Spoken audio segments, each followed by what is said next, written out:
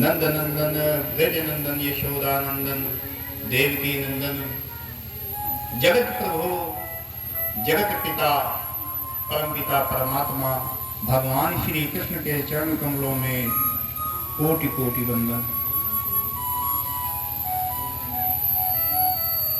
आज की कथा का शुभारंभ पूज्य श्री महाराज जी के सानिध्य में नित्य प्रति नित्य वर्ष यह आयोजन हो रहा है।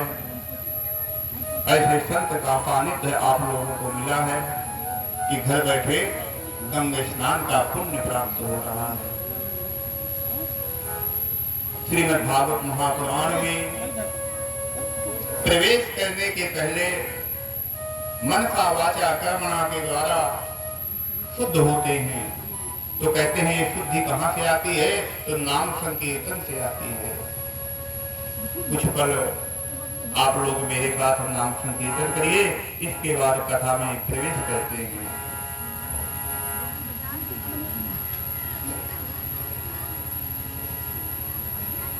कि हमारो धन राधा श्री राधा श्री राधा, हमारो धन राधा श्री राधा श्री राधा, हमारो धन राधा श्री राधा श्री राधा, हमारो धन राधा श्री राधा श्री राधा।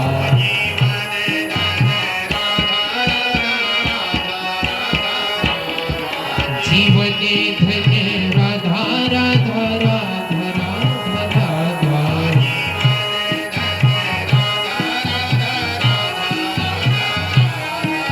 फल में धन राधा राधा राधा राधा राधा, हमारो धन राधा श्री राधा श्री राधा, हमारो धन राधा श्री राधा श्री राधा।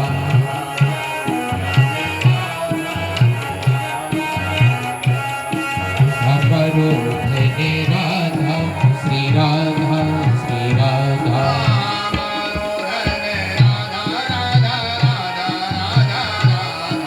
हमारो धन राधा राधा राधा राधा राधा,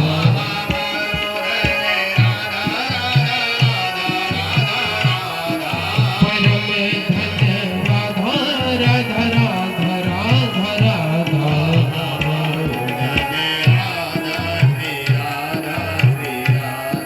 हमारो धन राधा श्री राधा श्री राधा,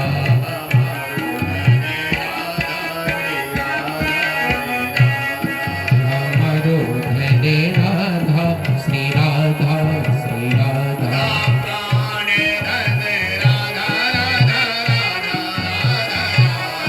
प्राण धन राधा राधा राधा राधा राधा,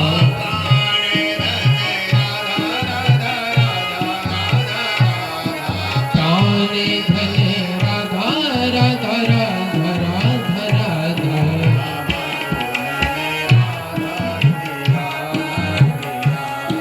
हमारो धन राधा श्री राधा श्री राधा,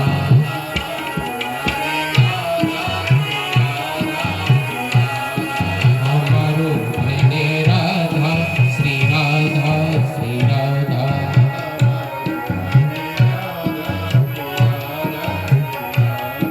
हमारो धन राधा श्री राधा श्री राधा। बोलो राधा रानी शेगार की जय हो।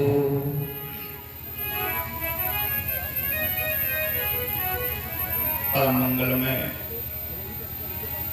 भगवान श्री कृष्ण का साक्षात स्वरूप श्रीमद् भागवत महापुराण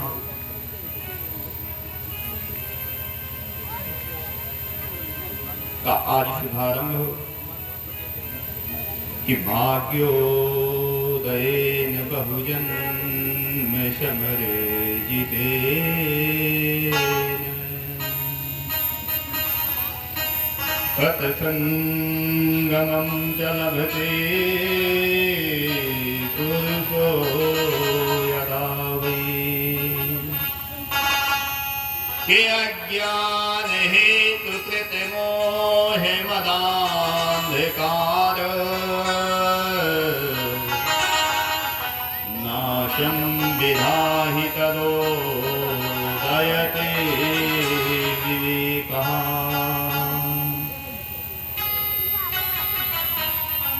कहते हैं भाग्योदयेन बहुजन्म सवरियतेन। यह जो भागवत महापुराण की कथा आप लोगों को सुनने का सौभाग्य प्राप्त हो रहा है, तो कहते हैं यह अनायास नहीं मिल सकती। जब करोड़ों जन्मों के पुण्यों का भाग्योदय होता है, तब श्रीमद् भागवत महापुराण सुनने का सौभाग्य प्राप्त होता है। यह कोई अनायास नहीं कि ऐसा आयोजन आया, ऐसा समय आया तो भागवत की कथा हो गई, ऐसा नहीं। जब हमारे पुण्यों का उद्भव होता है, पुण्य उदय होते हैं, तब कथा सुनने को मिलती है। यह कोई साधारण सा रास्ता नहीं है कि कोई भी आए कथा सुन के चला जाए। सब कोई इस रास्ते पर नहीं आ सकता। आपके इसी क्षेत्र में बहुत से लोग होंगे जिनके पास समय होते हुए भी वो यहां नहीं आएंगे, और बहुत से ऐसे लोग हैं जिनके पास समय नहीं है फिर भी यहां आए हुए हैं। तो यह प्रभु की कृपा है, अनायास नहीं है। तुलसीदास जी ने रामचरितमानस में बहुत सुंदर एक बात कही है कि एहि सरियावत अति कठिनाई, एहि सरियावत अति कठिनाई, एहि सरियावत अति कठिनाई, एहि सरियावत अति कठिनाई, रामे कृपा बिन आई न जाई, रामे कृपा बिनु आई न जाई। इस रास्ते पर चलने में बहुत परेशानी आती है। जैसे आपने कथा में आने का मन में विचार किया, तो कहते हैं जो पाप होते हैं ना, वो हमको इस रास्ते पर नहीं आने देते। घर के सदस्य कोई कार्य उसी समय बता देंगे, या कोई मिलने वाला आ जाएगा, कोई ना कोई विघ्न आएगी। लेकिन फिर भी जब हम उन विघ्नों को पार करके कथा पांडाल की ओर जाते हैं, जहां ऐसा दिव्य आयोजन हो रहा है, तो समझ लीजिए कि हमारे पाप कम हैं और हमारे पुण्य ज्यादा हैं।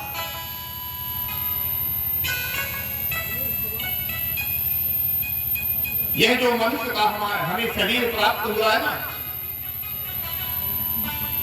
यह मनुष्य का शरीर 84 लाख योनियां, जैसे हमारी सदग्रंथों ने कही है कि 84 लाख योनियों में एक बार मनुष्य का शरीर प्राप्त होता है। तो क्या यह मनुष्य का शरीर हमको खाने पीने, परिवार इकट्ठा करने, धन इकट्ठा करने के लिए प्राप्त होता है?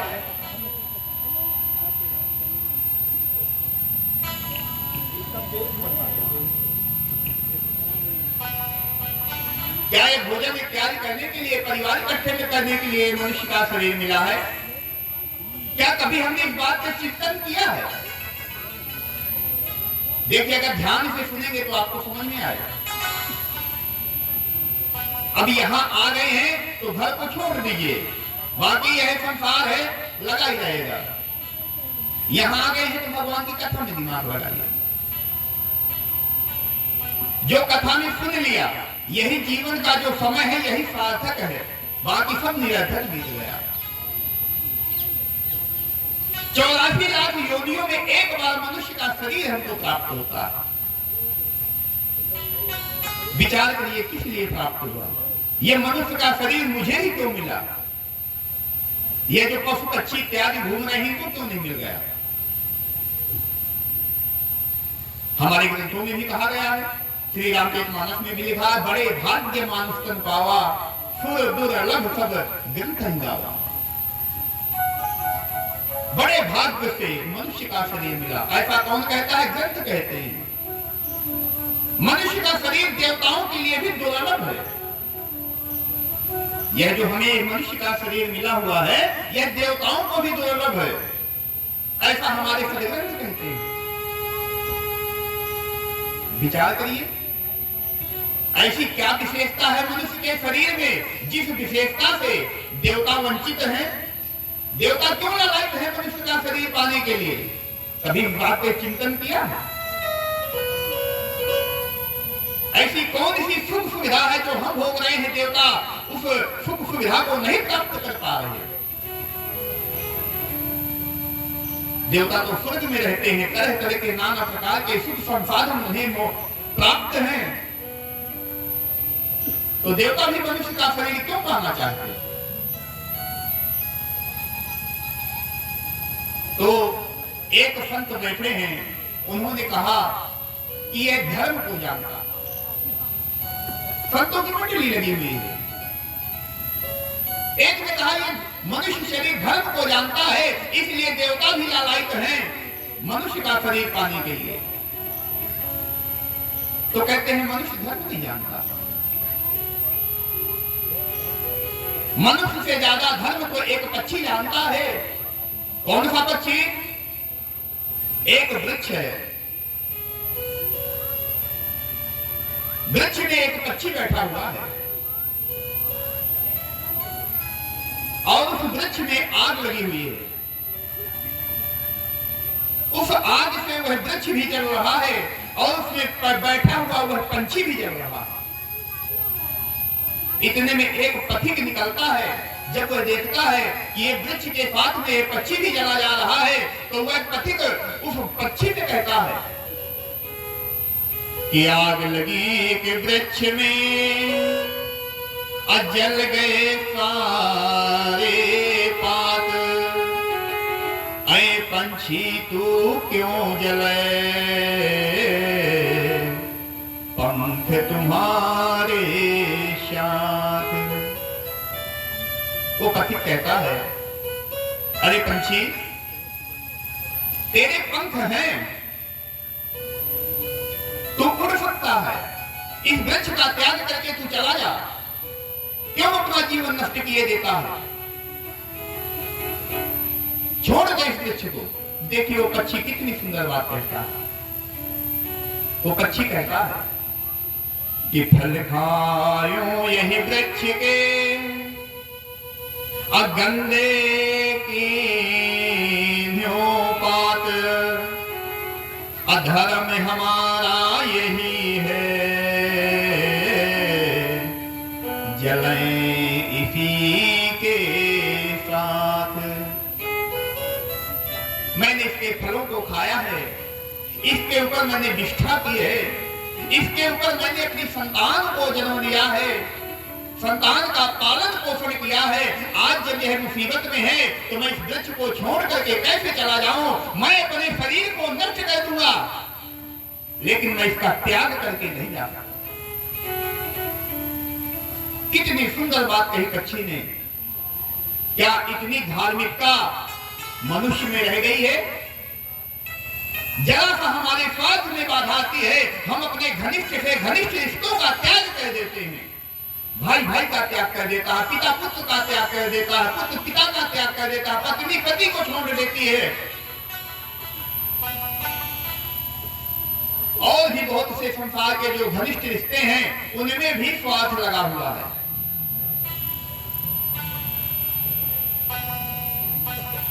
तो मनुष्य शरीर से ज्यादा धर्म तो एक पक्षी जानता है, तो मनुष्य शरीर पाने के लिए देवता लालायित क्यों? हमारा प्रश्न तो जहां का तहां बना हुआ है। किशोर दुर्लभ सद ग्रंथ निगावा, सुर दुर्लभ सद ग्रंथ निगावा, बड़े भाग्य मानुष तन पावा, बड़े भाग्य मानुष तन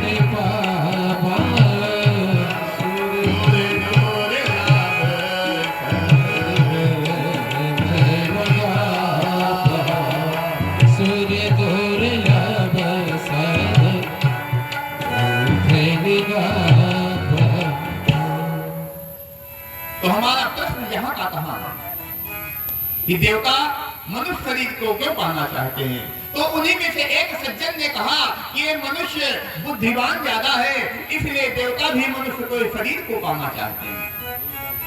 मनुष्य अपने आप को बुद्धिमान ज्यादा समझता है ना। जितनी भी योनियां हैं, सभी योनियों में सबसे ज्यादा विवेकशील, बुद्धिमान, ज्ञानशील किसको कहा गया है? मनुष्य प्राणी को ही तो कहा गया है।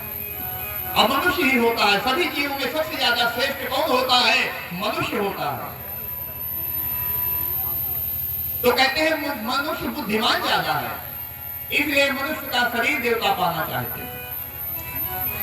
उन्हीं में से एक सज्जन बैठे हुए हैं, कहते हैं मनुष्य शरीर बुद्धिमान नहीं है, मनुष्य से ज्यादा बुद्धिमान तो एक वो है, भंवरा है।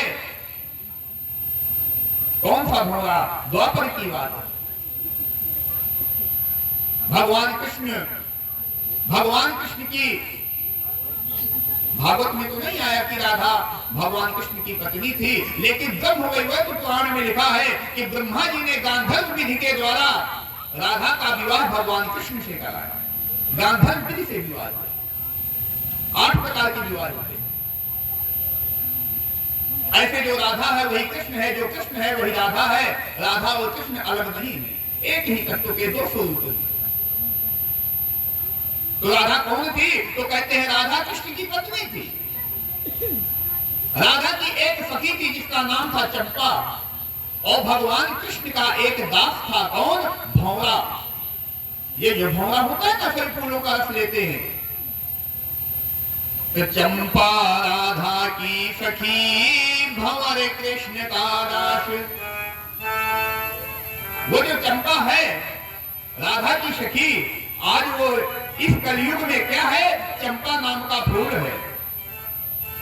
भंवरा सभी फूलों का रस लेता है, लेकिन आज भी वह चंपा के फूल का रस नहीं लेता। क्यों? वो कहता है यह जो चंपा है यह तो मेरी स्वामिनी की सखी है, मेरी मालकिन की सखी है, इसलिए यह तो मेरी माता के समान है, मैं इसका रस कैसे ले सकता हूं?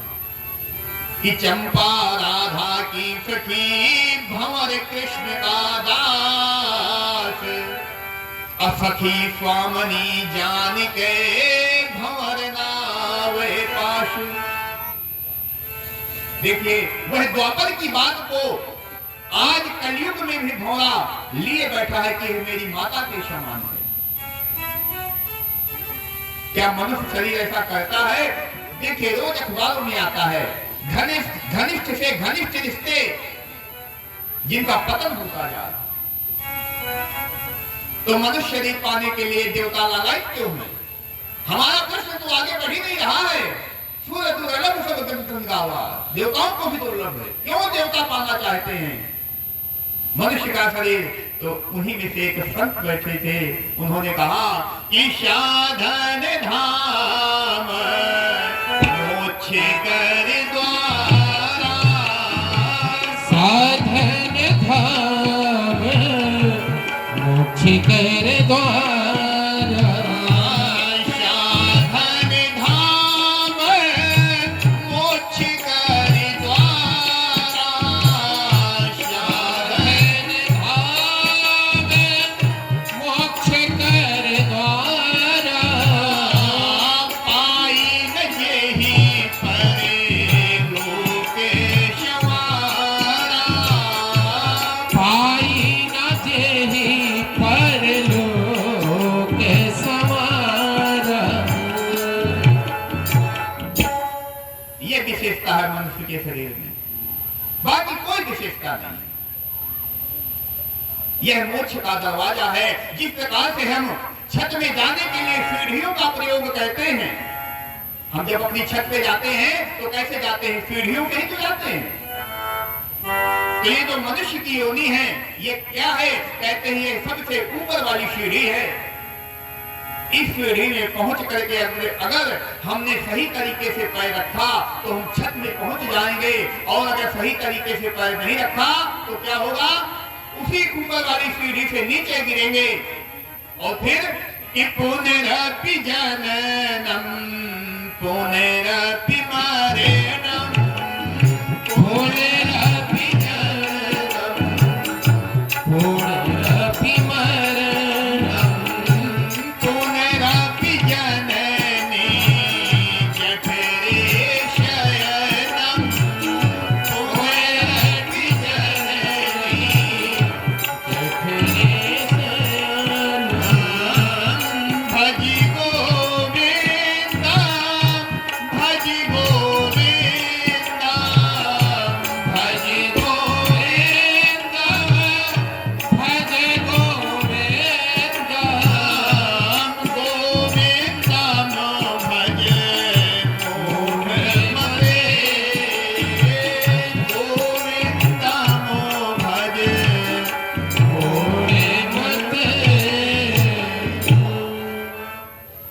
से ऊपर वाली सीढ़ी में पहुंच करके अगर हम फिसल गए तो क्या होगा? पुनः जन्म होगा, पुनः मृत्यु होगी, फिर माता के गर्भ में जाना पड़ेगा और माता के गर्भ में तरह तरह के क्लेशों को फिर भोगना पड़ेगा। तो कहते हैं क्या माता का गर्भ खराब होता है क्या? चिंतन करिए एक बार। हम सब लोग जितने यहां बैठे हुए हैं सब हम माता के गर्भ से ही संसार सागर में आए हैं। एक परमात्मा ही है जो कभी किसी योनि में जन्म नहीं लेता। भगवान विष्णु सहस्त्र नाम में कहते हैं कि आत्मयोनि स्वयं जातो वैखानः साम गायनः अदेवकी नंदनः श्रेष्ठा क्षितीशः पापनाशनः। आत्मयोनि स्वयं जातो, भगवान ना कोई उनका पिता है और ना उनकी कोई माता है, स्वयं की योनि से भगवान स्वयं जन्म लेने वाले हैं। लेकिन हम जितने यहाँ बैठे हुए हैं हम माता के गर्भ से ही संसार में आए। तो कहते हैं क्या माता का गर्भ खराब होता है? कहते हैं इतना खराब होता है, इतना खराब होता है और इस जीव को अपने माता के गर्भ में इतना दुख मिलता है, इतना कष्ट मिलता है कि संसार में आने के बाद इतना कष्ट कभी मिलता ही नहीं। गर्भवास समं दुःखं ना भूतो ना भविष्यति। गर्भ के वास में इतना दुख मिलता है कि संसार में आने के बाद इतना दुख न पहले मिला है और न आगे मिलेगा, न भूतो न भविष्यति। कैसे? विचार करिए, एक सीमित जगह है, माता का उदर जो होता है, माता का जो गर्भ होता है ना, एक सीमित ही जगह होती है और यह जीव अपनी माता के गर्भ में उल्टा टंगा होता है। उल्टे क्यों होता है? पैर ऊपर होते हैं और सर नीचे होता है, दोनों ये घुटने हृदय से लगे होते हैं, ये दोनों ऐसे मुट्ठी बंधी होती है, हिल नहीं सकता, डुल नहीं सकता, सीमित जगह है। माता जब कभी तीखे पदार्थों को खा लेती है तो कहते हैं जो पेट के कीटाणु होते हैं उसके कोमल कोमल से मांस को जब काटते हैं तब वह विचलित होता है और भगवान से प्रार्थना करता है, हे परमात्मा मुझे इस नरक से निकालो, इस नरक से निकालो। संसार में आने के बाद मैं सिर्फ आपका भजन ही करूंगा, दूसरा कोई कार्य नहीं करूंगा। हम जितने यहाँ बैठे हुए हैं हम सबने भी भगवान से यह वचन दे करके ही बाहर आए। भगवान को हम वचन देते हैं कि संसार में जाने के बाद कुछ भी नहीं करेंगे, सिर्फ आपका भजन करेंगे। इसी तरह इस जीव की माता के गर्भ में 8 महीने 9 महीने की तपस्या पूरी होती है और संसार में जब उसका जन्म होता है तो जन्म होते ही क्या कहता है, कहां कहां कहां मैं कहां आ गया। ये जो 2 हाथ पैर वालों को देख रहा हूं ये कौन है?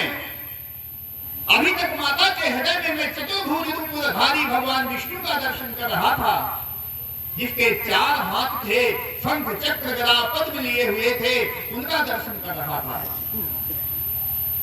संसार में आते ही ये 2 हाथ पैर वाले दिखाई देते हैं। तो वह जो छोटा सा बालक शिशु पैदा होता है वो कहता है कहां कहां कहां मैं कहां आ गया। उसी में उसकी माँ कहती है ये मुझे माँ माँ कह रहा है, पिता कहता है ये मुझे पिता कह रहा है, दादी दादा कहते हैं ये मुझे दादी दादा कह रहा है।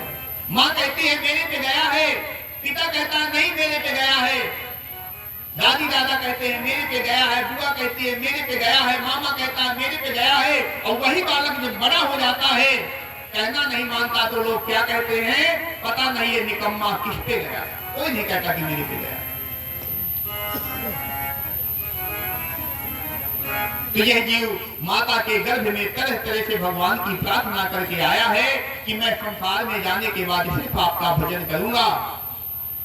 और ईमानदारी से देखिए हम लोग कितना भजन करते हैं, कितनी कथा सुनते हैं, कितना भजन कहते हैं, कितना पूजन करते हैं, कितना चिंतन करते हैं, कितना मनन करते हैं, कितना निधिध्यासन करते हैं। कुछ नहीं कहते, तभी हम संतुष्ट नहीं हैं। जीवन के जिस पड़ाव में किसी भी व्यक्ति से पूछो क्या तुम सुखी हो, तो कहता नहीं, मैं सुखी नहीं। तो यह जो भागवत महापुराण है, यह क्या है? जीवन को सदगति की ओर ले जाने वाली। और यह मनुष्य शरीर के लिए विशेष रूप से भगवान ने, जब भगवान इस धरा भूमि को छोड़ करके जाने लगे, तो उद्धव जी ने कहा था, प्रभु आप चले जाएंगे तो इस वसुंधरा भूमि का क्या होगा? भगवान ने कहा था, यह जो भागवत महापुराण है, मैं इसी में प्रवेश कर जाऊंगा, मैं इस वसुंधरा भूमि को छोड़ करके नहीं जाऊंगा। वही है भागवत पुराण है, जिसको आप लोगों को सुनने का सौभाग्य प्राप्त हो। यह कोई पुस्तक नहीं है, आम पुस्तक नहीं है, कभी खोल लो कभी पढ़ने लगो, ऐसा नहीं है। भागवत है क्या? 4 अक्षरों से भागवत बनी हुई है, भागवत।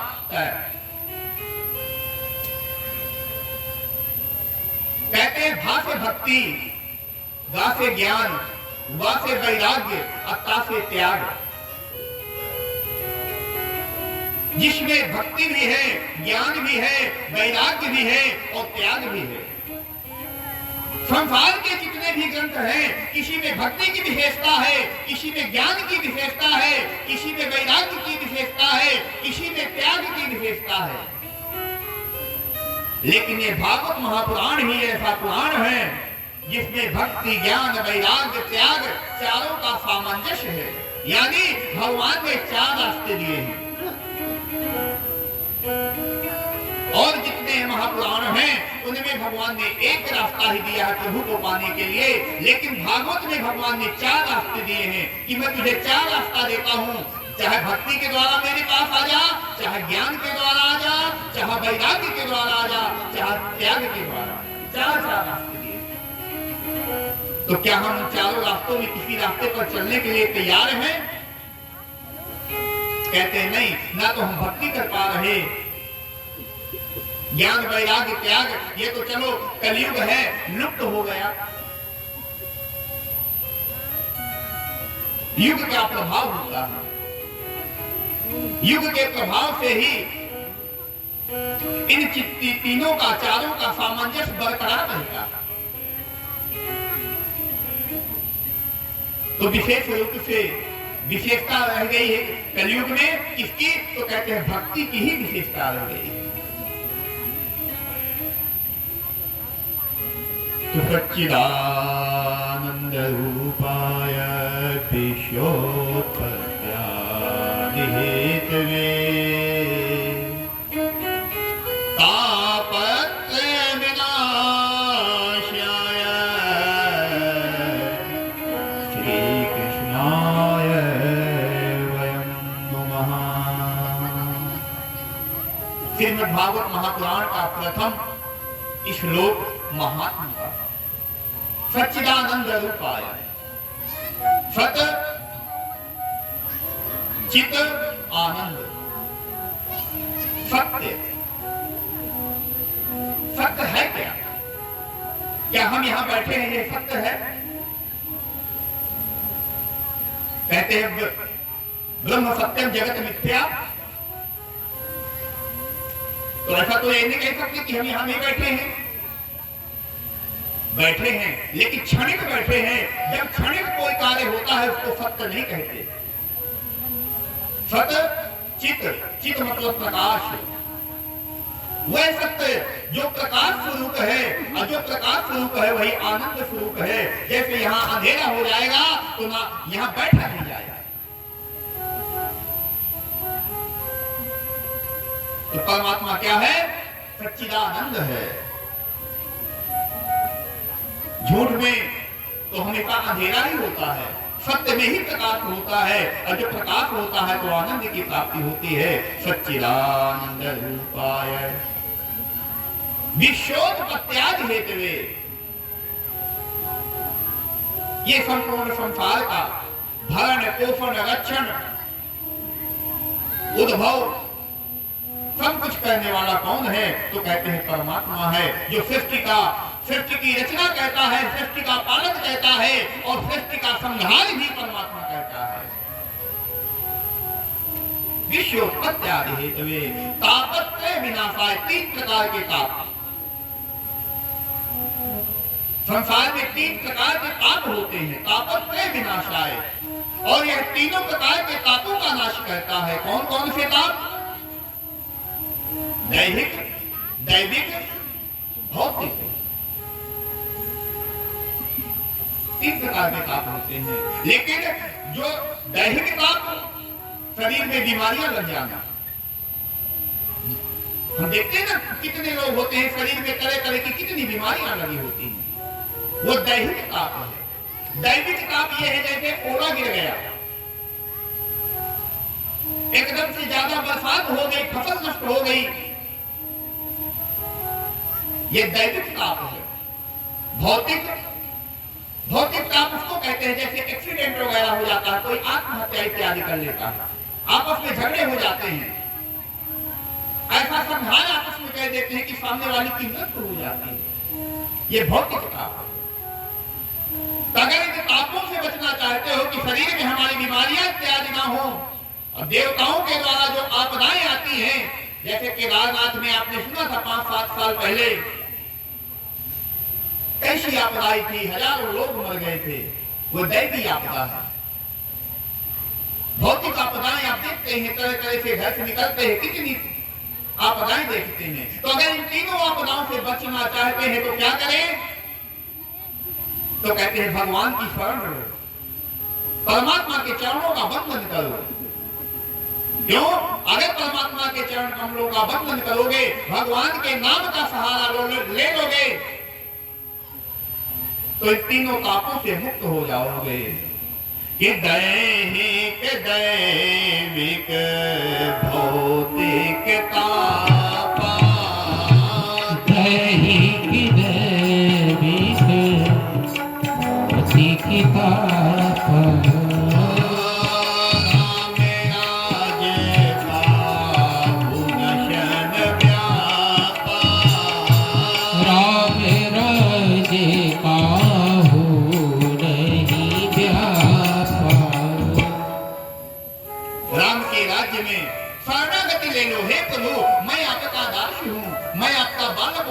मेरे पिता हैं। जब आप शरणागति ले लोगे, किसी के आश्रय ले लोगे, तो कहते हैं परमात्मा उसी प्रकार से फिर अच्छा करने लगता है। आपने देखा होगा हमारी जो माताएं होती है ना घर पे, हमारी माताएं जो होती है, छोटा सा बालक है, समझिएगा ध्यान से, बालक खेल रहा है, खेलते खेलते बालक रोने लगा, तो क्या माता गोद में ले लेती है? नहीं लेती, उसको कोई खिलौना दे देती है, ले बेटा इसमें खेल। वो फिर खेलने लगता है, थोड़ी देर में वो खिलौना फेंक देता है, फिर रोने लगता है, तो माता दूसरे खिलौना दे देती है और 4 खिलौने दे देती है, तो फिर खेलने लगता है।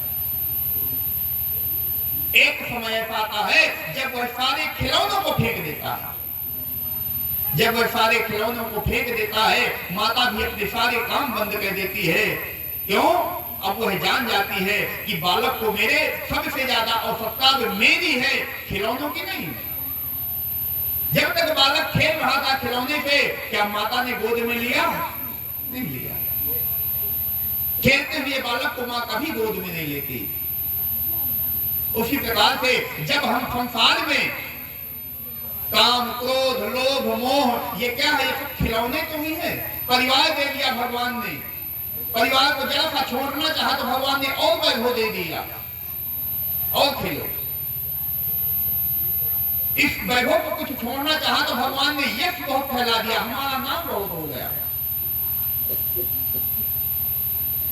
ये सब कुछ भगवान का दिया हुआ खिलौना है। जब हम अपने नाम को भी छोड़ देते हैं, अपने यश को भी छोड़ देते हैं, अपने धन को भी छोड़ देते हैं, अपने परिवार को भी छोड़ देते हैं, तब कहते हैं परमात्मा फिर हमको अपने हृदय से लगा लेता है कि अब इसको मेरी सबसे ज्यादा आवश्यकता है। यह किसी प्रकार से कोई खिलौनों में लगने वाला जीव नहीं रहे। एकदम से भगवान ने मिल जाते कि हम कहें कि अभी हम माला लेके बैठ गए, 2 दिन भजन करें, 2 महीने भजन करें तो भगवान मिल जाए, ऐसे नहीं मिल जाएंगे। भगवान कहते हैं मैं उसको मिलता हूं जो मुझे चाहता है। और कैसे चाहता है? सर्वस्व मुझे अर्पण करने के लिए वह तत्पर हो। एकदम से नहीं मिलता ना। पहले तो मैं उसका धन छीन लेता हूं, परिवार छीन लेता हूं, यश छीन लेता हूं, अपयश कर देता हूं, तब जाके मिलता हूं। एकदम से नहीं मिलता। तो अपने मन को समझाइए, यह जो जीवन है इसमें कुछ पल हम जरूर निकालें कि भगवान का भजन करें, क्योंकि हम यह भगवान को वचन दे करके आए हैं कि हे प्रभु, संसार में जाने के बाद हम सिर्फ आपका भजन करेंगे। हम सब कुछ तो याद है, लेकिन यह वचन हम भूल जाते हैं कि हमने परमात्मा से भी कुछ कहा है। अंत में जाना तो उसी के पास है ना। तो इन तापों से बचो, तापत्रय विनाशाय श्री कृष्णाय वयं नमः। हे परमपिता परमात्मा, हे श्री कृष्ण, मैं आपकी शरण में हूं।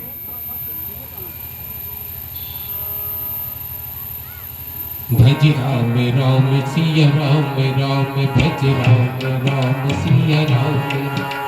भजने गरुड़ी चामड़े की पोतरी, भजने गरुड़ी, भजने गरुड़ी चामड़े की पोतरी, भजने गरुड़ी।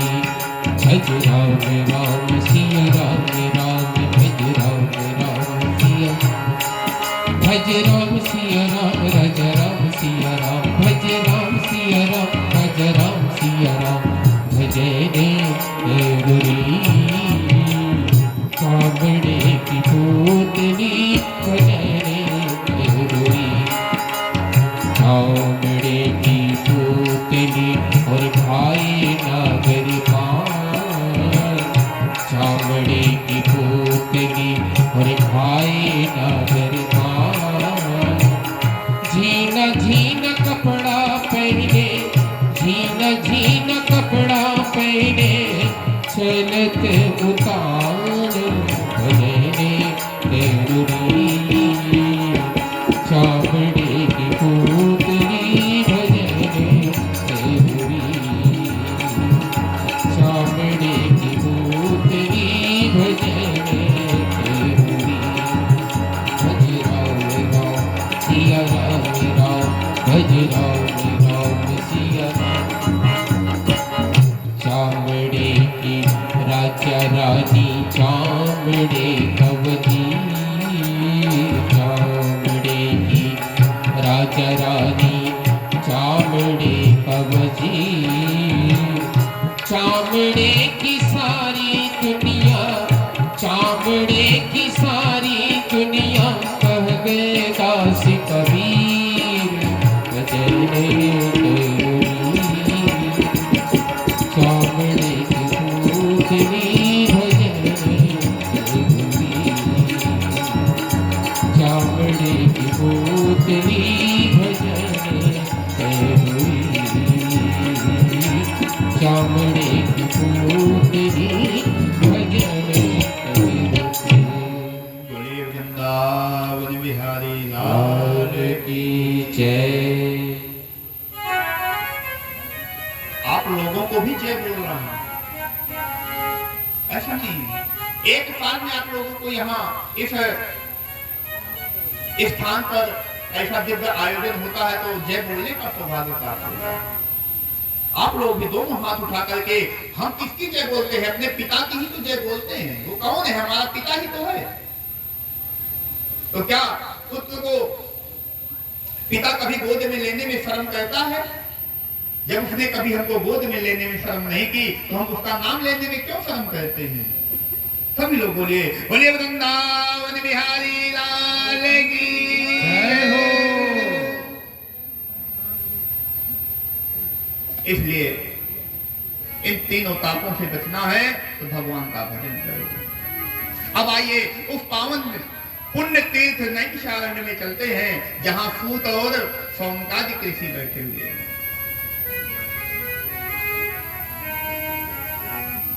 सूत जी कथा सुना रहे हैं और सनकादिक इत्यादि उस कथा को सुनते हैं।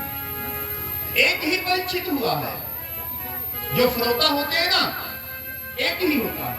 ये तीन प्रकार के होते हैं, एक होता है श्रोता, एक होता है श्रोता और एक होता है श्रोता। ये कथा सुनने वालों में भी तीन प्रकार की संज्ञा होती है, सब एक जैसे नहीं होते। एक वो होते हैं श्रोता, जो किसी तरह महाराज जी ने बुलाया है, आमंत्रण भी आया है, अगर नहीं जाएंगे तो महाराज जी गुस्सा करेंगे, तो क्या करें, कहें चलो चलते हैं। आए, सो गए।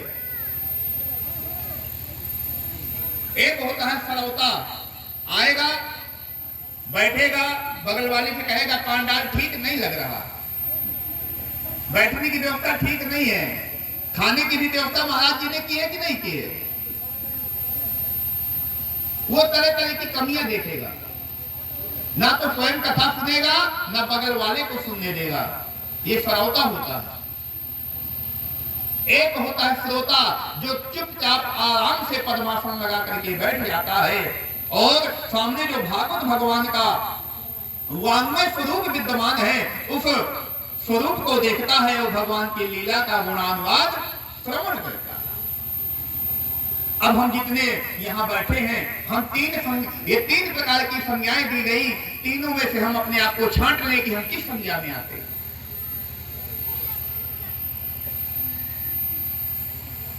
वह पुण्य पावन तीर्थ नैमिषारण्य क्षेत्र, जहां 88,000 ऋषि बैठे हुए हैं, उन्हीं के बीच में मध्य में सूत जी का आगमन होता है। जब सूत जी का आगमन होता है तो सूत वहां ऐसे ऐसे ऋषि भी बैठे हुए हैं जिनकी उम्र इतनी बड़ी उम्र के भी वो संत है जिनके जीवन काल में कई बार इंद्र भी बदल चुके, कई कल्प बीत गए। जैसे ही सूत जी का वहां आगमन हुआ, सभी ऋषि मुनि खड़े होकर के वंदन करते हैं। 16 वर्ष की उम्र है सूत जी की। जब सूत जी ने देखा इतनी लंबी लंबी आयु वाले मुझे देख करके खड़े हो गए, प्रणाम करने लगे, तो संकोचवश सूत जी महाराज कहते हैं, प्रभु ये क्या कर रहे हैं, मैं आपसे आयु में बहुत छोटा हूं, आप ऋषि मुनियों की हजारों वर्ष की आयु है और आप मुझे प्रणाम कर रहे हो। वो ऋषि कहते हैं, महाराज कि धन वृद्धा बल वृद्धा आयु वृद्धा तथैव चा अते सर्वे की ज्ञान वृद्धा किंकरा शिष्य किंकरा। कोई धन में बड़ा हो जाए वो बड़ा नहीं होता, कोई बल में बड़ा हो जाए वह बड़ा नहीं होता, कोई आयु में बड़ा हो जाए वो बड़ा नहीं होता, जो ज्ञान में बड़ा होता है वही सबसे श्रेष्ठ होता है। सभी ऋषि मुनियों ने सूत जी महाराज को दिव्य आसन पर बैठाया और बैठते ही तुरंत प्रश्न कह दिया। कहते हैं संतों के पास में जाइए ना, तुरंत प्रश्न कर देना चाहिए, ज्यादा समय नहीं लेना चाहिए। लेकिन हमारा प्रश्न कैसा होना चाहिए? प्रश्न ऐसा नहीं होना चाहिए कि बहू के बेटा नहीं हो रहा, घर में काम नहीं चल रहा, फैक्ट्री नहीं चल रही, ऐसे प्रश्न नहीं होना चाहिए। हमारे प्रश्न होना चाहिए भगवत प्राप्ति कैसे होगी, भगवान का भजन कैसे करें, गोविंद कैसे मिलेंगे। कभी भी साधु संतों के पास जाकर के ऐसे कुतर्क वाले प्रश्न नहीं करना चाहिए। सिर्फ भगवत प्राप्ति का साधन का ही ऐसा कैसे प्राप्त होगा यही प्रश्न करना चाहिए। उन 88,000 ऋषियों ने कहा, महाराज यह जो संपूर्ण संसार के जो प्राणी हैं तरह तरह से विचलित दिखाई देते हैं कि कालव्याल मुखद्राश त्रास निर्णाश हेतवे। सभी लोग काल के गाल में बैठे हुए हैं, कालव्याल मुखग्रास। जैसे एक मेढक है, मेढक को सर्प ने खा लिया, अंदर नहीं ले गया, मुंह में ले लिया, तो वो मेढक कब तक जीवित है? कहते हैं जब तक वह सर्प अपना मुंह नहीं बंद करता तब तक वह मेढक जीवित है, और सर्प के मुंह बंद करते ही उस मेढक की मृत्यु हो जाएगी। उसी प्रकार से हम भी कहां बैठे हैं? तो कहते हैं काल के गाल में बैठे हुए हैं। और काल कब अपना मुंह बंद करे और कब हमारी मृत्यु हो जाए यह किसी को नहीं पता।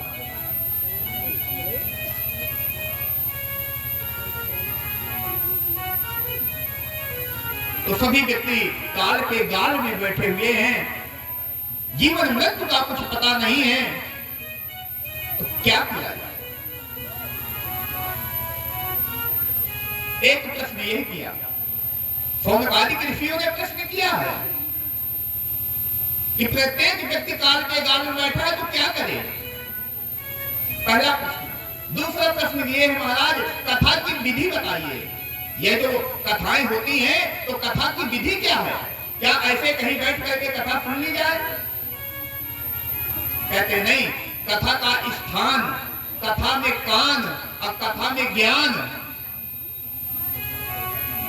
कथा जहां करवाई जाए वह स्थान बहुत सुंदर होना चाहिए, और कथा उससे करवाई जाए जिसको कथा का ज्ञान होना चाहिए। और कथा में हमारे जो कान हैं वह हमारे कान कथा में ही लगे होने चाहिए।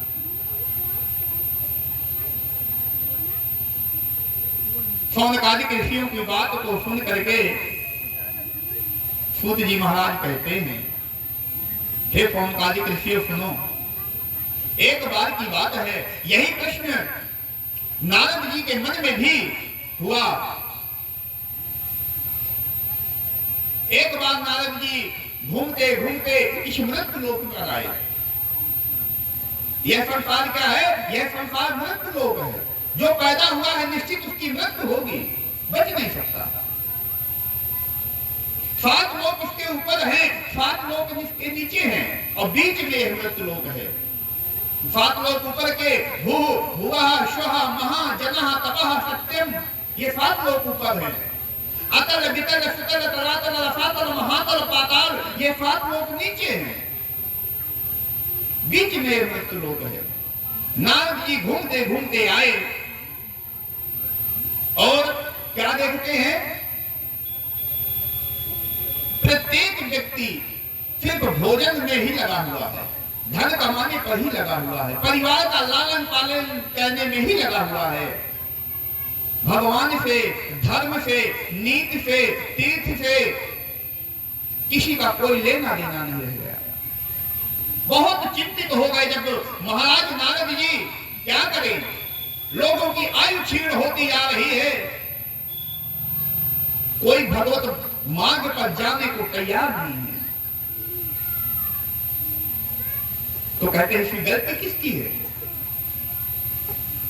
अगर हमारी संतान, आने वाली पीढ़ी अगर भगवत मार्ग पर नहीं जाना चाहती, भजन नहीं करना चाहती, तो गलती किसकी है? तो कहते हैं उन माता पिता की गलती है, जो माता पिता अपनी संतान को सदमार्ग देते ही नहीं है।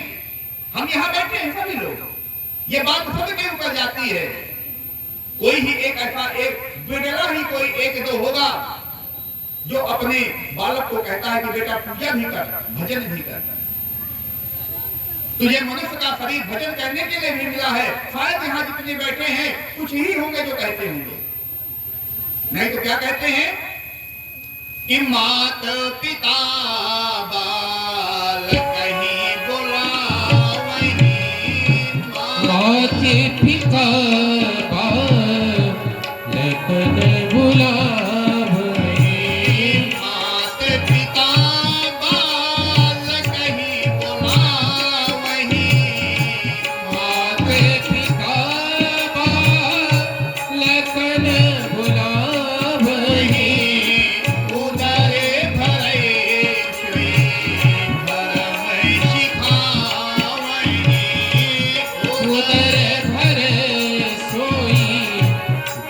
में सिखावे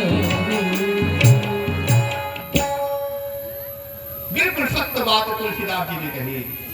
प्रत्येक माता पिता अपने बालक को बुलाता है और बुलाने के बाद क्या सीख देता है, बेटा ये पढ़ाई कर, इससे तू इतना पैसे वाला बन जाएगा, इतनी अच्छी तेरी सर्विस लग जाएगी, इतना अच्छा तेरा व्यापार चल जाएगा, सिर्फ इतना ही सिखाता है। कोई माता पिता अपने बालक को भजन करने के लिए प्रेरित नहीं करता। एक संत ने बहुत अच्छी बात कही थी, मुझे याद आ रहा है।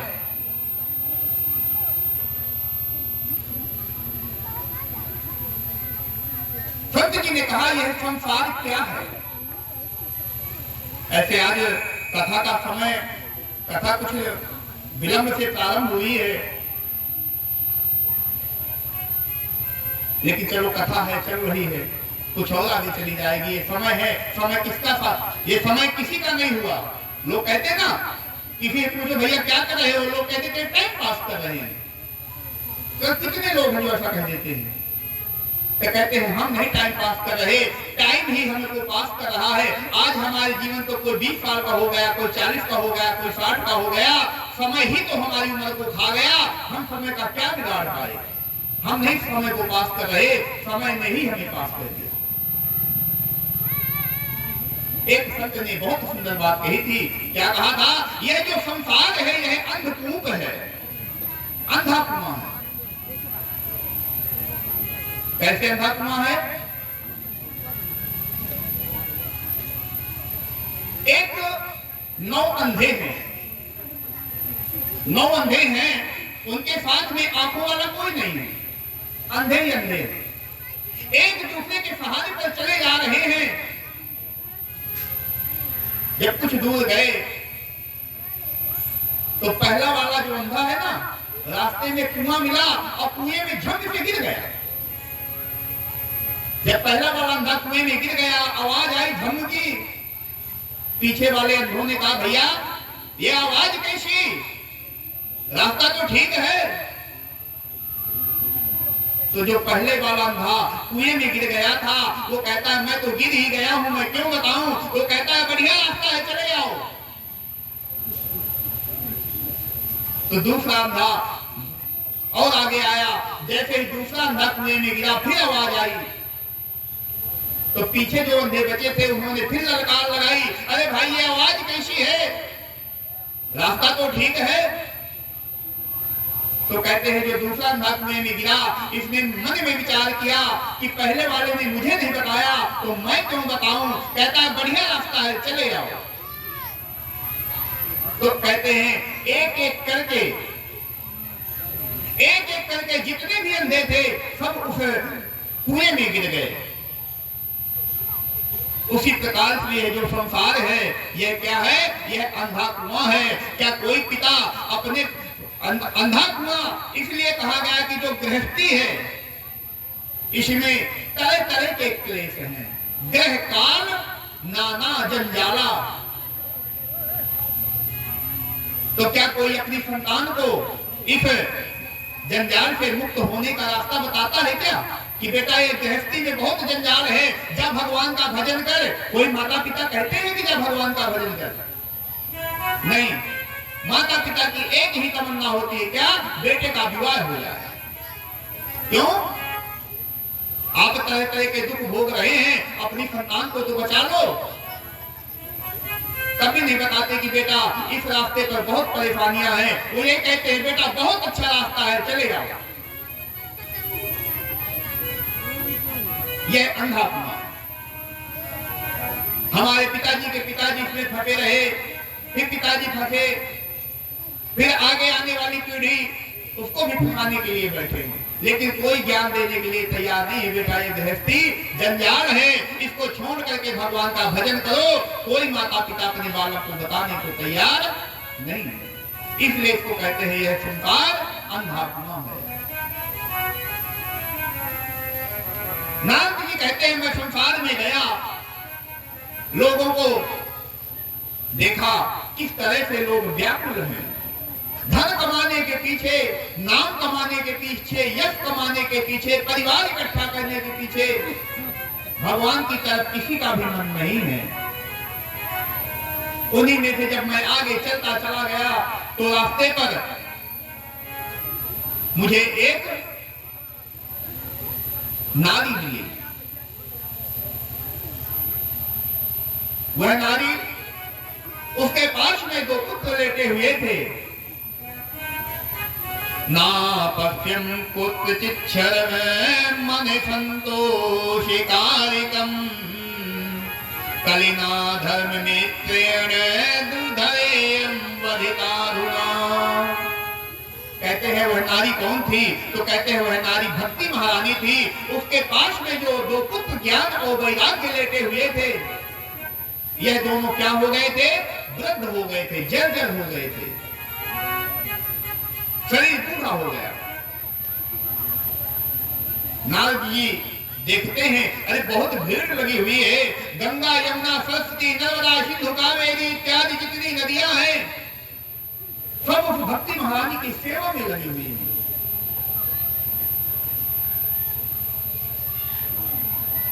नारद जी ने सोचा, अरे मुझे क्या जाना है, यहाँ नारियां बैठी हुई हैं, मेरा इनके पास में जाने का क्या प्रयोजन। और नारद जी दूर से ही आगे निकलने लगे तो कहते हैं भक्ति महारानी ने आवाज दिया, नारद जी रुकिए, इधर आइए। नारद जी गए, कहा देवी बताओ तुम कौन हो? तो कहते हैं, भक्ति महारानी कहती है मैं भक्ति हूं, और यह जो दो पुत्र वृद्ध लेटे हुए हैं, दोनों मेरे पुत्र हैं। काल के प्रभाव से यह दोनों वृद्धावस्था को प्राप्त हो गए, ज्ञान और वैराग्य दोनों बूढ़े हो गए। क्या करना?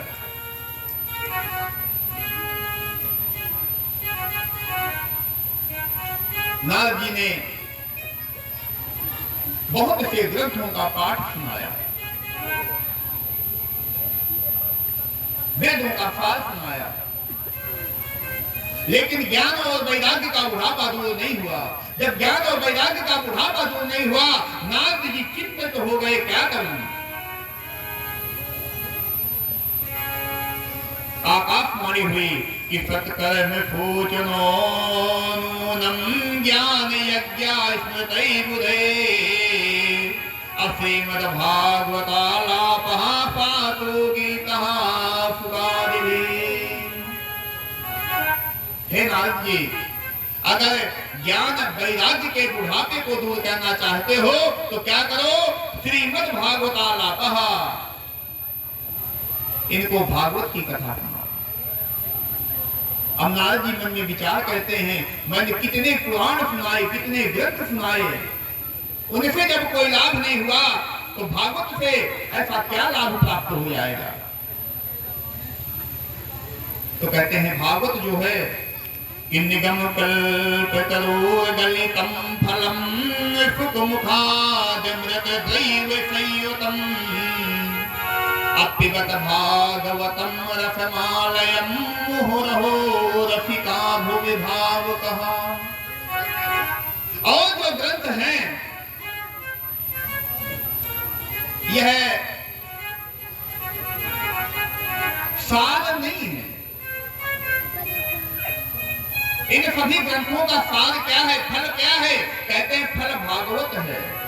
एक जो फल होता है ना, कोई भी फल हो, तोता उसी फल में मुंह लगाता है जो मीठा होता है, या तो फिर वो तोते का मुंह लगाने के बाद मीठा हो गया, ऐसा भी कह सकते हैं। तो जो सबसे मीठा होता है वह क्या है? कहते हैं वह श्रीमद् भागवत की कथा है। इसको सुनना नहीं है, इसको पी जाना है। पिबत भागवतम रसमालयम। क्यों? कानों का सुना हुआ इस कान से सुन करके इस कान से निकल सकता है, इसलिए भागवत रूपी इस अमृत को पी जाओ।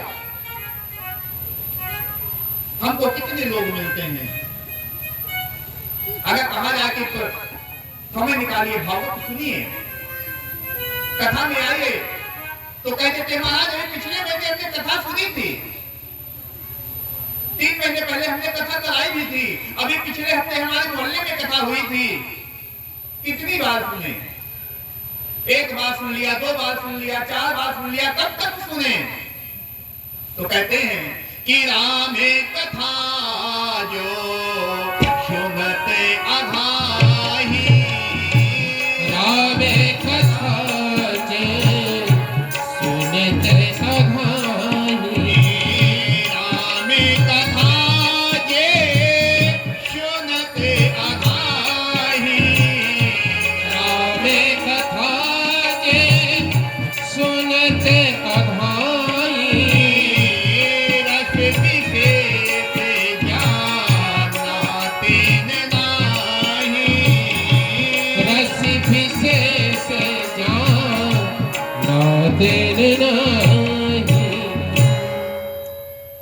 जो कहते हैं कि हमने बहुत बार भागवत की कथा सुनी, राम की कथा सुनी, अघा गए। जो कथा सुनने के बाद अघा जाते हैं, इसका मतलब उन्होंने भगवान के रस को जाना ही नहीं है,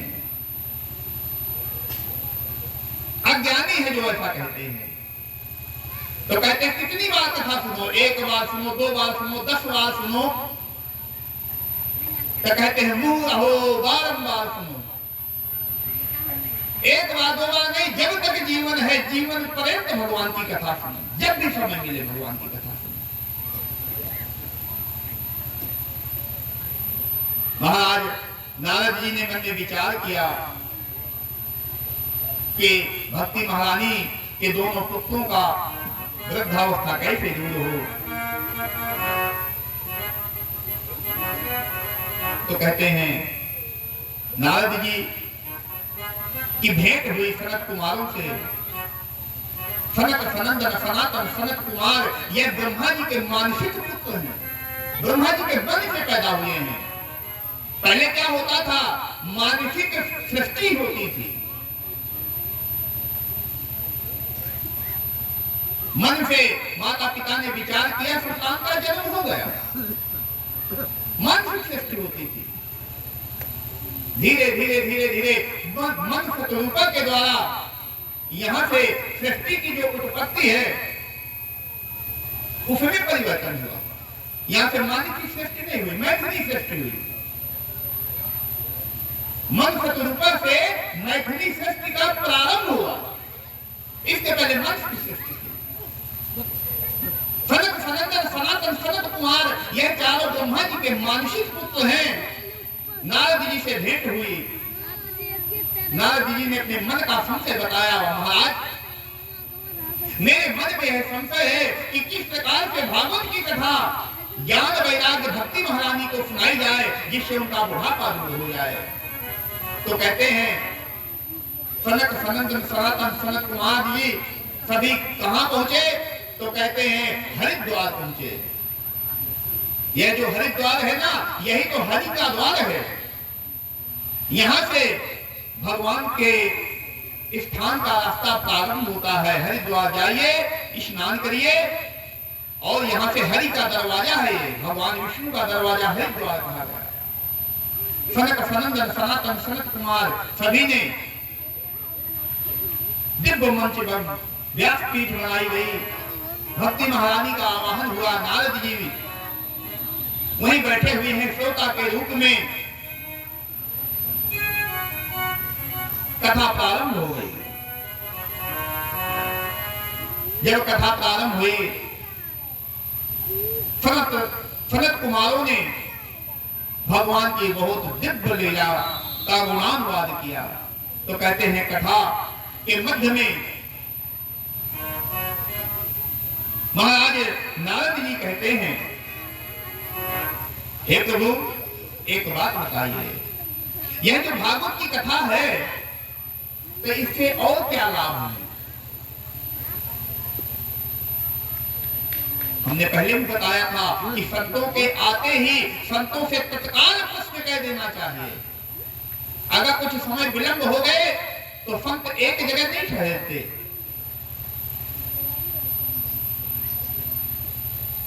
महाराज सनत कुमार जी कहते हैं, हे नारद जी, यह जो भागवत की कथा है यह संपूर्ण पापों को नाश करने वाली है। यहां तक कि अगर कोई व्यक्ति अपने जीवन में ऐसे दुष्कर्म किया हो और प्रेत योनि में भी चला गया हो, तो प्रेत योनि से भी मुक्त करने वाली कौन सी कथा है? तो कहते हैं वह भागवत की कथा है।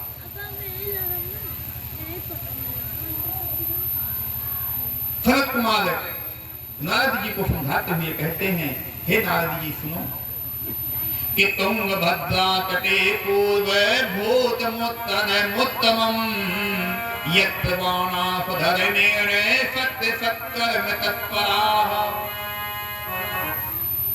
तुंगभद्रा नदी के तट पर एक उत्तम नगर का गांव था और वहां आत्मदेव नाम के एक बहुत ही सुशील सदाचारी ब्राह्मण रहते थे। कहते हैं ब्राह्मण को हमेशा संध्या पूजा भजन इत्यादि करना चाहिए। जो ब्राह्मण संध्या पूजा इत्यादि नहीं करता है तो कहते हैं उस ब्राह्मण का पतन हो जाता है। ब्राह्मण को कभी अनीति के मार्ग पर नहीं चलना चाहिए। निश्चित रूप से सबके लिए नियम बताए गए हैं।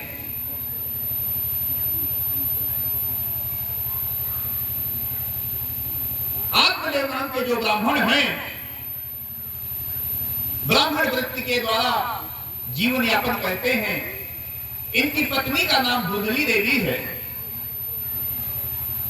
और यह जो धुंधली देवी है ना, यह अपने पति के हमेशा विपरीत चलने वाली है। अगर महाराज आत्मदेव कहते हैं कि यह पूरब है तो धुंधली कहती है नहीं ये पश्चिम है। आत्मदेव जी के यहाँ एक गाय है, लेकिन गाय ने कभी बछड़ा नहीं दिया। घर में तुलसी लगाते हैं, तुलसी सूख जाती है। कहते हैं जो पड़ोसी होते हैं ना, अच्छे पड़ोसी भी बहुत किस्मत वालों को मिलते हैं। अब धीरे धीरे क्या हुआ, आत्मदेव जी के यहाँ पड़ोसियों का आना प्रारंभ हुआ। अरे ब्राह्मण देवता, आपके कोई संतान नहीं है? अरे आपके घर में जो गाय है इसने कभी बच्ची बच्चा भी नहीं दिया। आपके घर में जो तुलसी है, तुलसी भी सूख गई। लोगों की बातों से तुष्ट होकर के आत्मदेव जी ने मन में विचार किया, अब मैं घर को त्याग करके या तो मैं पुत्र प्राप्ति का भगवान मुझे पुत्र प्राप्ति का वरदान दें, मुझे पुत्र दें, अन्यथा मैं अपने जीवन को ही नष्ट कर दूं।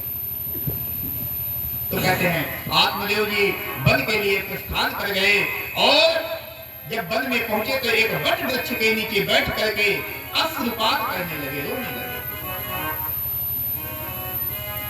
तो कहते हैं जब आत्मदेव जी रो रहे थे उसी समय एक शब्द का आगमन होता है और संत जी जैसे ही आत्मदेव जी को देखते हैं, मन में विचार करते हैं, अरे इसके ललाट में तो दिव्य तेज है, आखिर इसके रोने का क्या प्रयोजन है? तो कहते हैं वह संत जी आत्मदेव जी के पास आते हैं और कहते हैं कि कथम रोदसी विप्रत्वम काते चिंतावलीयसी। कथम रोदसी विप्रत्वम, अरे ब्राह्मण देवता क्यों रो रहे हैं? काचे चिंतावलीयसी, आपको क्या चिंता है? इतना कहते ही जैसे ही इतना सुना आत्मदेव जी ने, वह जोर जोर से रोने लगे। संत जी ने किसी तरह चुप कराया, महाराज बताओ आपके रोने का क्या प्रयोजन है? आत्मदेव कहते हैं महाराज मेरी कोई संतान नहीं है, मैं घर में गाय पाली है, उसके कोई बच्चा बच्ची भी नहीं हुआ, तुलसी लगाता हूँ तुलसी सूख जाती है, मेरी कोई संतान भी नहीं है, क्या करूं?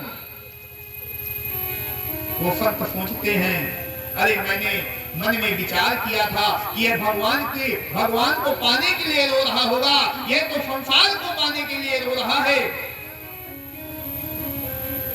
क्या करूं? कहते हैं संत जी ने आत्मदेव का के मस्तक को देखा और कहा, हे ब्राह्मण,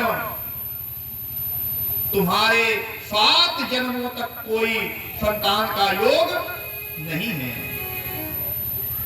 अब तो आत्मदेव जी और जोर जोर से रोने लगे। अरे अभी तक तो एक ही जन्म का दुख था, अब तुमने 7 जन्मों का दुख दे दिया। किसी तरह संत जी ने आत्मदेव जी को चुप कराया। आत्मदेव कहते हैं महाराज या तो मुझे संतान प्राप्ति का वरदान दो, और नहीं तो मैं आपके सामने ही अपने सर को पटक पटक करके अपने प्राणों का त्याग कर दूंगा और आपको ब्रह्म हत्या लगेगी। अब तो संत जी फंस गए, क्या करें? इसके भाग्य में संतान प्राप्ति का योग नहीं है और यह संतान मांग रहा है, अगर नहीं कुछ कर रहा मैं तो यह मेरे सामने अपने प्राणों को देने के लिए बैठा है, क्या करूं?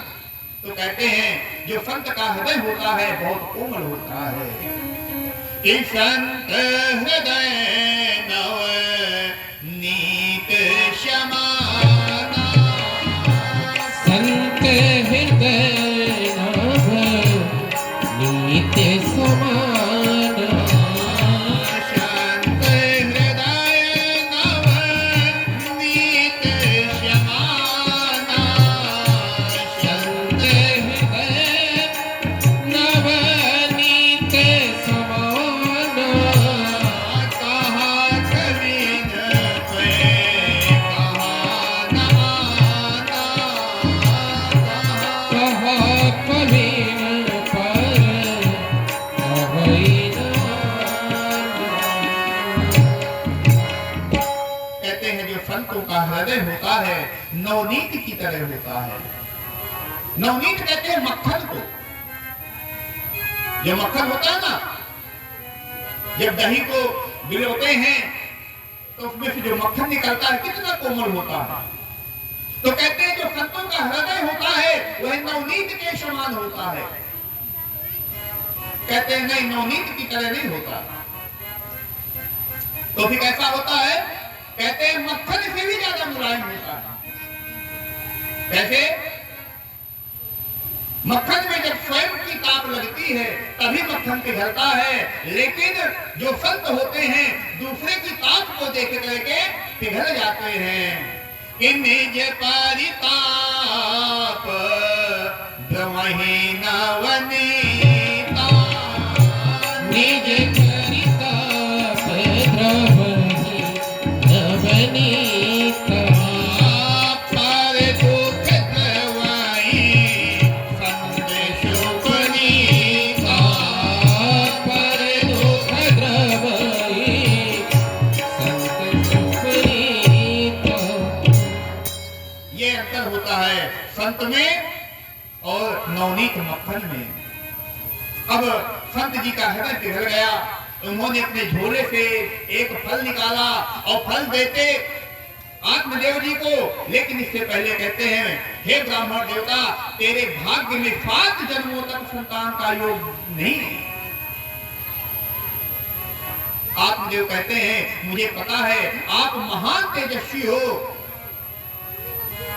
संतों की वाणी को पूरा करने के लिए भगवान अपने वचन को बदल जाते हैं,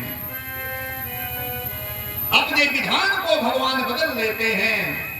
कि प्रबल प्रेम के पाले पड़कर प्रभु को नियमों बदलते देखा, अपना मान टले टल जाए पर भक्त का मान न टलते देखा। जिनकी बंक भ्रकुट के बल से सागर सप्त उबलते देखा, उनको मां यशोदा के भय से अश्रु बिंदु प्रगट ढलते देखा। कहते हैं अपने भक्तों का मान रखने के लिए भगवान अपना मान भुला देते हैं। मुझे पता है हे महाराज, अगर आप मुझे आशीर्वाद रूप आशीर्वाद दे दोगे कि तुम्हारे पुत्र होगा तो निश्चित है मेरे पुत्र होगा। कहते हैं विश्वासम फलदायकम, विश्वास से ही तो फल की प्राप्ति होती है। संत जी ने अपने झोले से एक फल निकाला और कहा लो हे ब्राह्मण, ये फल ले जाओ, जाओ अपनी पत्नी को खिला देना, भगवान की कृपा से तुम्हारे यहाँ पुत्र का जन्म होगा। संत जी चले गए। ब्राह्मण बहुत खुश था, वह फल को लेकर के दौड़ता हुआ अपने घर आया, अपनी पत्नी के हाथ में फल दिया, देवी ये फल खा लो, हमारे घर में संतान का जन्म होगा, तुम गर्भवती हो जाओगी इस फल को खाने से। कहते हैं कभी कभी व्यक्ति जब ज्यादा प्रसन्न होता है ना, तब अपना बहुत बड़ा नुकसान कर बैठता है। यहाँ आत्मदेव जी भूल गए कि जो मेरी पत्नी है हमेशा मेरे विपरीत चलने वाली है, यहाँ भूल गए आत्मदेव। धुंधली देवी ने वह फल ले लिया, मन में विचार करती है यह फल मैं खाऊंगी मैं गर्भवती हो जाऊंगी। इतने में ही धुंधली की एक सखी आ गई। वह धुंधली से कहती है, अरे बहन आज तो कुछ ज्यादा चिंतित दिखाई देती है, तेरी चिंता का क्या प्रयोजन है? धुंधली कहती है, बहन क्या बताऊं तुम्हें, ये पंडित जी हमारे गए थे कहीं, वहां से एक फल लेकर के आए हैं और कहते हैं देवी इस फल को खा लो, हमारे घर में संतान का जन्म हो जाएगा। तो सखी कहती है, अरे बहन ये तो बहुत अच्छी बात है, इस फल को खा लो, तुम्हारी भी कोई संतान हो जाए। तो देखिए धुंधली क्या कहती है, धुंधली कहती है, बहन मैंने सुना है कि गर्भ आने से पेट बहुत भारी हो जाता है, उस समय मैं भोजन कम कर पाऊंगी। सखी कहती है, हाँ धुंधली भोजन कम होगा, तो उस समय मैं कोई काम नहीं कर पाऊंगी घर का। तो धुंधली की सखी कहती है, अपनी ननद को बुला लेना, अपनी ननद को बुला करके अपने घर के कार्य करवाना, जब बेटा हो जाए तब भी तो बुला करके उसको कुछ नेक देना है, पहले से बुला करके सेवा करवाना। धुंधली कहती है, मेरी नंद जो है एक नंबर की चोर है, सारा सामान चुरा ले जाएगी। तो ठीक है अपनी नंद को ना बुलाना। अच्छा धुंधली कहती है, बहन एक बात और बता, कहते हैं जो गर्भवती माताएं होती हैं ये दौड़ नहीं सकती।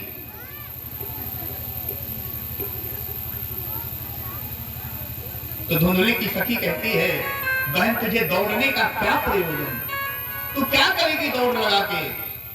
धुंधली कहती है, अगर गांव में आग लग गई सभी लोग दौड़ करके भाग जाएंगे, मैं कैसे भाग पाऊंगी? कहते हैं बहुत कुतर्क किए धुंधली ने। तो धुंधली की जो सखी थी कहती है, बहन अगर तू नहीं खाना चाहती तो ठीक है, मैं मेरे गर्भ है, समय आने पर मैं अपने बालक को तुम्हें दे दूंगी और मेरे पति को तुम कुछ धन दे देना। और एक काम करो, इस फल को जो पंडित जी लाए हैं, इस फल की परीक्षा करने के लिए इस फल को गाय को खिला दो। गाय को खिला दिया गया। ब्राह्मण देवता जब आए तो धुंधली ने कह दिया कि मैंने फल खा लिया है। धीरे धीरे समय व्यतीत हुआ।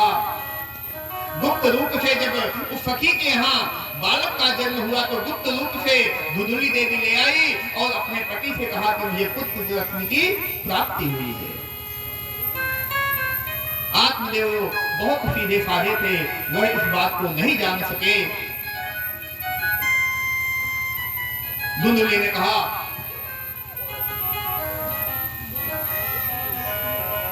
महाराज इस बालक को पिलाने के लिए मेरे स्तनों में दूध नहीं निकल रहा, मेरी बहन को बुला लो। आत्मदेव जी ने पूछा, शारीरिक परेशानियां हैं ना, निकल रहा। बहन को बुलाया, इस बालक का पालन पोषण होने लगा और उन्हीं समय में कुछ दिन व्यतीत होने के उपरांत गाय ने भी एक सुंदर से बालक को जन्म दिया, जिसके कान गाय के समान थे, बाकी जो पूरा शरीर था वह मनुष्य का शरीर था। आत्मदेव जी के प्रसन्नता की सीमा नहीं रही। घर में दो बालक हो गए। मेरे घर में जो गाय ने भी बालक को जन्म दिया। वह सुंदर समय आया जब आत्मदेव जी ने मन में विचार किया कि इन दोनों बालकों का नामकरण संस्कार किया जाए। नामकरण के लिए आत्मदेव ने मन में विचार किया कि मेरा नाम आत्मदेव है, मेरे पुत्र का नाम परमात्मदेव होगा। धुंधली कहती है, मैंने इसको अपने गर्भ में 9 महीने रखे, इसलिए नाम भी मेरे हिसाब से होगा। मेरा नाम धुंधली है, मेरे बेटे का नाम धुंधकारी होगा। आत्मदेव जी ने कहा, देवी जैसा तुम चाहती हो ठीक है। इस बालक का नाम धुंधकारी हुआ। जो गाय के गर्भ से जिसका जन्म हुआ था उसका नाम गोकर्ण जी हुआ। यह दोनों बालक धीरे धीरे जिस प्रकार से शुक्ल पक्ष का चंद्रमा नित्य प्रति वृद्धि को प्राप्त होता है, उसी प्रकार से दोनों बालक बड़े होने लगे। गोकर्णो पंडितो ज्ञानी द्वंद्वकारी महाधनः। गोकर्णी महाराज महान पंडित हुए और यह द्वंद्वकारी महाखल हुआ। अपने क्रियाकलापों से तरह तरह से माता पिता को क्लेश देने लगा, चोरी करने लगा। पिताजी बहुत रुष्ट हुए, घर को छोड़ करके जाने के लिए बैठे हैं, आंखों से अश्रुपात हो रहा है। क्या करूं? वैराग्य नहीं है जीवन में कि मैं घर को छोड़ के चला जाऊं, लेकिन घर में रहूं भी तो कैसे रहूं? तो कहते हैं उस समय गोकर्ण जी महाराज का आगमन होता है और पिताजी को रोकते हुए देखते हैं तो कहते हैं, पिताजी आपके रोने का क्या प्रयोजन है? अपनी सकल विपदा बताते हैं आत्मदेव जी। तो गोकर्ण जी महाराज कहते हैं कि देहे स्तिमांशुधरे भीमतिं त्यजतुम। अरे पिताजी, यह जो शरीर है हाड़ मांस का बना हुआ है, इसमें जो ममता है उसको त्याग दो। बहुत सुंदर गोकर्ण जी महाराज ने उपदेश दिया। और देखिए, संत के उपदेश से आत्मदेव जी को ज्ञान नहीं हुआ, जो संत का प्रसाद है। गोकर्ण जी महाराज संत के प्रसाद ही तो है। इनके उपदेश से तो आत्मदेव जी को ज्ञान प्राप्त हो गया और यहाँ से चले गए। हरिद्वार जाकर के दशम स्कंद भागवत का पाठ किया और मोक्ष को प्राप्त हो गए। इधर धुंधली माता बची धुंधकारी चोरी करने लगा। माँ मुझे ओ धंधे धुंधली कहती है, कहां से दूं? कहते हैं जहां एक बेटा होगा वहां बहुत सावधानी से रहना चाहिए। एक बेटे के बिगड़ने के चांस ज्यादा होते हैं। जो एक बेटा होता है जिसके पास, उसके बिगड़ने के लक्षण कुछ ज्यादा ही होते हैं, इसलिए ज्यादा सावधानी रखनी चाहिए।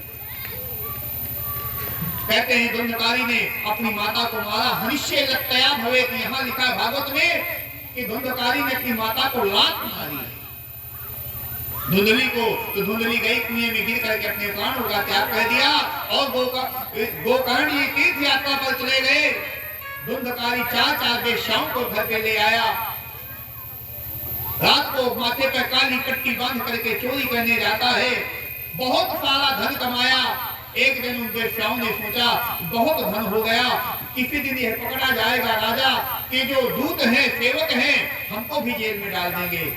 तो सोते हुए धुंधकारी के मुंह में अंगारे रख दिए। धुंधकारी की मृत्यु हो गई है। धुंधकारी प्रेत बना। एक दिन गोकर्ण जी महाराज तीर्थ यात्रा से आए और रात्रि में अपने घर पर जब रुके तो ये कभी शेर बन जाता, कभी हाथी बन जाता, कभी घोड़ा बन जाता, कभी बकरी बन जाता। गोकर्ण जी महाराज ने कहा, तुम कौन हो? तुम ऐसी गति को कैसे प्राप्त हुए?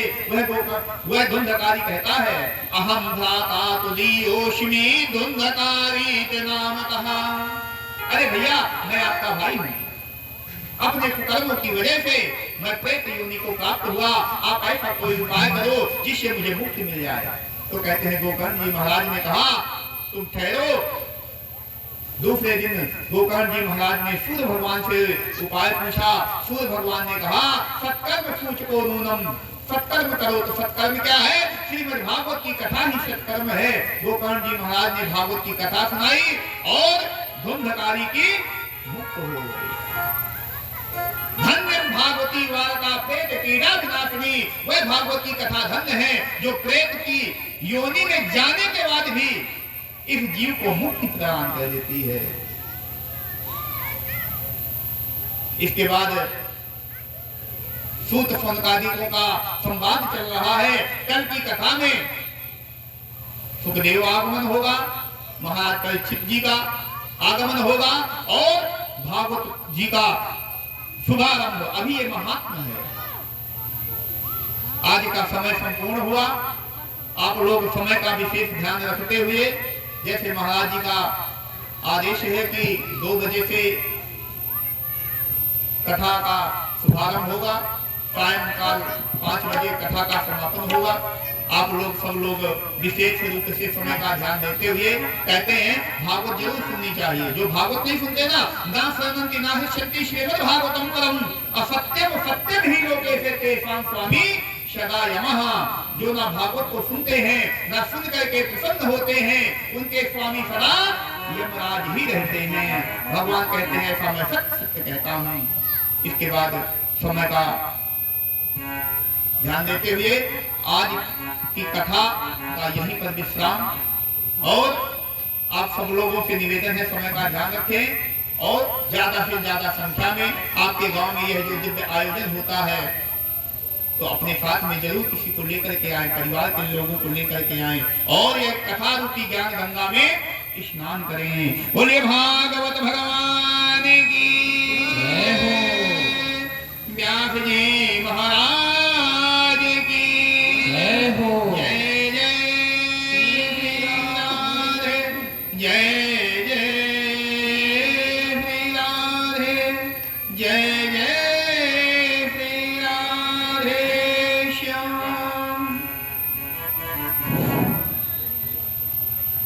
मैं बच रहा वैसे तो कोहरा पड़े ना है कि एक बात कहा था ना मानो तुम लोग जय ना बोलो, ये बोली है जय बोला हुआ। अभी गरजत रहा खूब 2-3 दिन पहले, खूब गरजत रहा, खूब बरसिश, लेकिन समझ लो तुम्हारे क्षेत्र में कितना बढ़िया कृपा रही और तुम लोग बढ़िया हो क्या कहे, लेकिन जय बोला। बोलो सियावर रामचंद्र भगवान की जय हो। तुम लोग नहीं बोला।